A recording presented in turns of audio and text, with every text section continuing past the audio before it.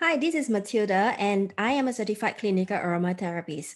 Over in this channel, I share health tips and financial education for women because I strongly believe in empowering women. So, if you like these topics, do subscribe to this channel and hit the notification bell so that you will be notified of all future videos. And if you like watching this video, I'd appreciate if you could smash the like button and leave a comment to say that you have subscribed to health tips and financial education for women, or ask any questions that you may have on PCOS or hormonal health for women. And I will try my best to respond to you. That will help me greatly in growing this channel. Today, I'm going to share a little bit more about PCOS, or what we also call polycystic ovarian syndrome. As I have mentioned before in my other videos, I started on this journey to holistic wellness because I used to suffer from PCOS more than 10 years ago. And it actually took me a long time to search for a natural remedy that actually worked for me. However, it is actually a lot more common these days. In fact, more than 10% of women in the world in the age range of 15 to 44 years old suffer from PCOS, but a lot of them actually go undiagnosed. So today I'm going to share with you what are some of the symptoms of PCOS, how to get treated, what are some of the natural remedies, what are some of the alternatives and lifestyle adjustments that you can make to help relieve the symptoms of PCOS. First and foremost, we need to understand what is PCOS all about. Now, PCOS is actually the imbalance of sex hormones in women, like estrogen, progesterone, and testosterone, which leads to cysts in the ovaries. It could be just one ovary that is polycystic, or it could also be both ovaries that are polycystic. If left untreated, PCOS can lead to irregular periods, difficulty in losing weight, infertility, diabetes or metabolic disorders, hair loss, unwanted hair growth, hormonal acne, anxiety or depression, and might even lead to cancer. Generally, women suffering from PCOS are insulin resistant. They have high insulin levels in them, and that makes me think back to the time when I was diagnosed with PCOS.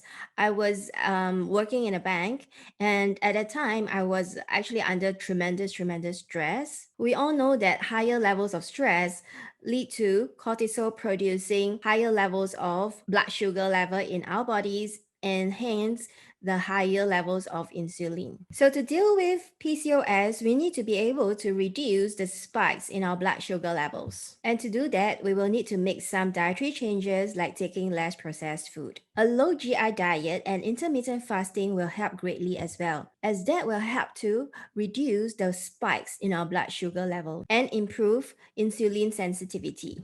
Of course, we will also need to avoid processed carbohydrates, take higher quality protein food, cut back on sugar intake. And during that time when I was suffering from PCOS, I also avoided meat with hormones and dairy products, as a lot of meat and dairy are filled with hormones these days. So how do we know if we are suffering from PCOS? One very obvious symptom is irregular periods. So if you have been missing your periods, or if your menstrual cycle lasts longer than 38 days, and you're very sure that you are not pregnant, then you might want to go and get your hormones tested. Another symptom is having high levels of testosterone and imbalanced levels of estrogen as well as progesterone.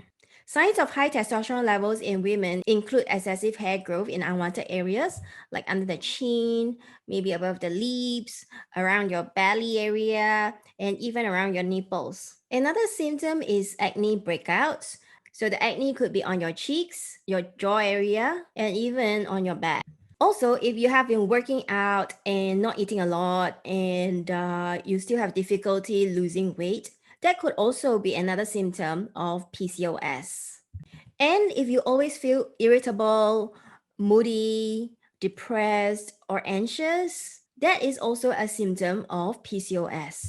Another symptom that is very common among women who suffer from PCOS is a deficiency in vitamin D. Although I live in Singapore and we have a lot of sunshine here, I was actually very surprised when I tested acutely low in vitamin D, and that is despite me swimming and sun tanning when I was younger. Tests for hormone levels and vitamin D can be done through any doctor via blood tests. The best way to get tested for PCOS is to go to your gynae and ask your gynae to do an ultrasound scan on your ovaries to see if there are any polycystic ovaries.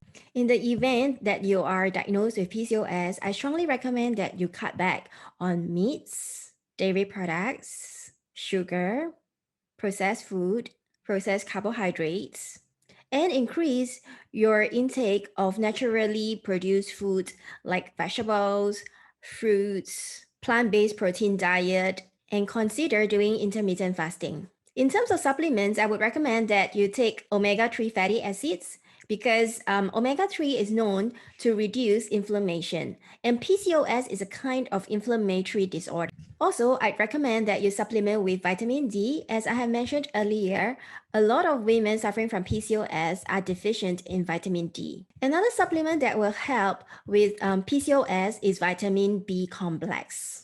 So vitamin B complex is a kind of anti-stress vitamin. As I mentioned earlier, when we are under stress, our bodies produce more cortisol, and cortisol will actually cause blood sugar levels to increase in our bodies. Hence, taking a high-quality vitamin B complex will help as it reduces stress. If you would like to learn more about supplements for hormonal health for women, do click on the link over here to watch my other video on 3 supplements for hormonal health in women. Besides nutrition and supplements, I would also encourage you to take high-quality therapeutic grade essential oils to help balance our hormones and emotions, help us relax, and to help reduce inflammation. I was very impressed with rose essential oil, particularly because that was the oil that I used when I was down with PCOS. And I went to all the top gynaes in Singapore for more than 5 years. I even went to TCM. And when I went to all these gynaes, they all gave me the same thing. They all gave me nothing more than contraceptive pills to help regulate my menstrual cycle. But that made me more moody and irritable, and I didn't want to be on contraceptive pills for an indefinite period of time. And so I started exploring what are some of the alternate ways, and I was introduced to therapeutic grade rose essential oil. I discovered that rose essential oil worked very well for me because it not only helped to balance my hormones, it also helped to balance my emotions. And so in a way, it actually helps to reduce my emotional stress. However, you need to use a high quality therapeutic grade rose essential oil for it to work. So if you need any recommendations on essential oils, and because I'm a certified clinical aromatherapist, I'm also an aromatherapy trainer. So if you need any recommendations on essential oil, you can drop me an email. My email is actually in the description below, or you can leave me a comment and I will respond to you.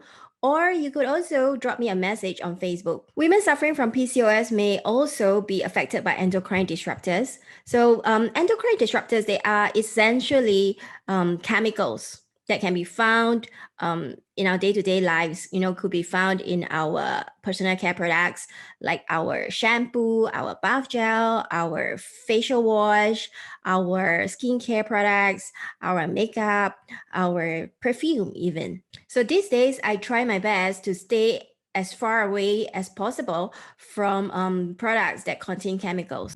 I now use chemical-free shampoo, chemical-free bath gel, chemical-free face wash, chemical-free skincare products. Even my makeup is chemical-free. So now I use mineral makeup. And if you need any recommendations, you can also drop me an email or leave me a comment below or drop me a message on Facebook. There are actually a lot of toxic chemicals that can be found in our personal care products and makeup. So you can actually do more of your own independent research to see how harmful, how disruptive these toxic chemicals actually do to our bodies. Another thing to avoid is radiation. In a lot of research, it has actually been documented that radiation is carcinogenic. And so I would encourage you to charge your mobile phones outside of your bedroom and try not to sleep with electronic devices lying around in your bedroom, and switch off your Wi-Fi router when you sleep. Last but not least, quality sleep will help to reduce our stress levels and inflammation in the body. So that will actually help in managing the symptoms for PCOS as well. Are you suffering from PCOS too? If you are, do leave us a comment below and let us know what are some of the symptoms that you experience. If you like watching this video, I'd appreciate if you could smash the like button and subscribe to this channel.